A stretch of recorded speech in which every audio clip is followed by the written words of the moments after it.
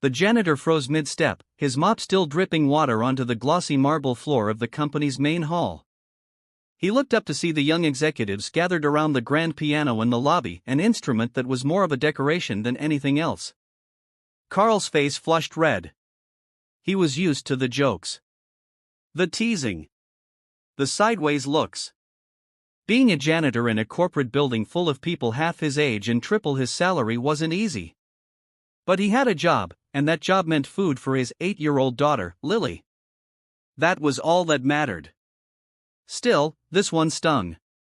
The group of employees smirked as if daring him to touch the piano. One of them, a tall man in a tailored suit, probably no older than 25, nudged another. "Come on, man. Don't be shy. I bet you know Twinkle, Twinkle Little Star, right?" The laughter grew louder. Carl forced a tired smile. "No, sir. I don't think." "Play something for us, janitor," another interrupted. "Let's see if those old hands can do more than scrub floors." He could have walked away. He should have walked away. But something deep inside him stirred, not pride, exactly, but pain mixed with years of swallowed humiliation. And maybe a memory. He placed his mop aside. Slowly, almost timidly, he walked toward the piano.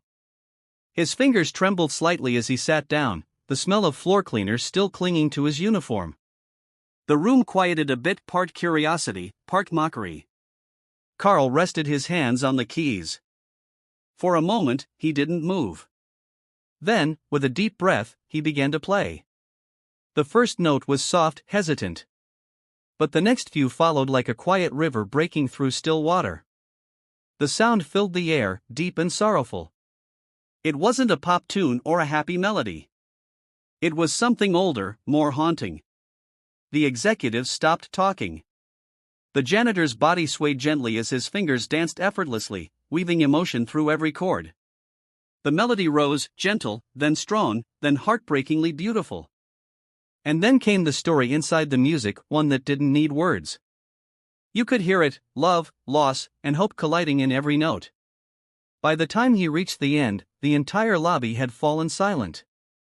Even the CEO, a stern, silver-haired woman known for her no-nonsense demeanor, stood at the balcony above, her eyes glistening. Carl lifted his hands from the keys, the final chord echoing faintly through the air. He didn't look up. He just whispered, "That was my wife's song." No one spoke. No one dared to laugh anymore. A few hours later, Carl was back to work, silent, sweeping the hallways as if nothing had happened. But something had changed. Whispers followed him wherever he went. Some called it unbelievable. Others called it luck. But for Carl, it was just a reminder of the life he had lost.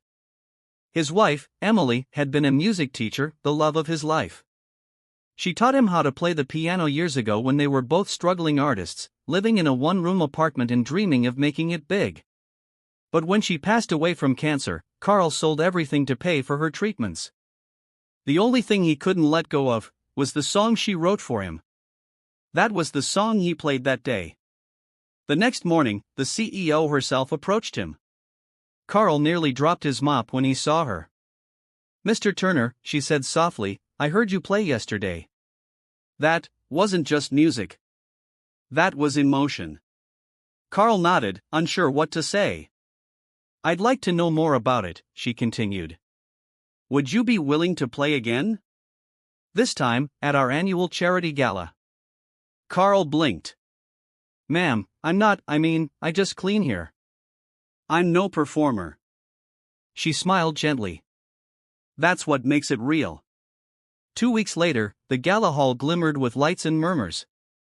Everyone who was anyone in the company was there, suits, gowns, cameras, and champagne.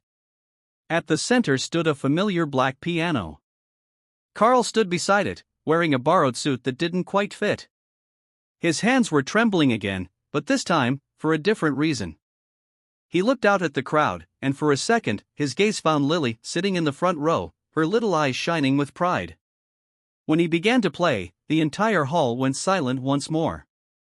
But this time, the song was different. It carried not just grief, but hope. Each note told a story of loss, of love, of never giving up even when the world seems unfair. It spoke of hard work, of finding beauty in the pain, and of a father who kept going because his daughter still needed him. By the final note, tears glistened across the faces in the room. The CEO herself stood, clapping first. Others followed, slowly, then thunderously.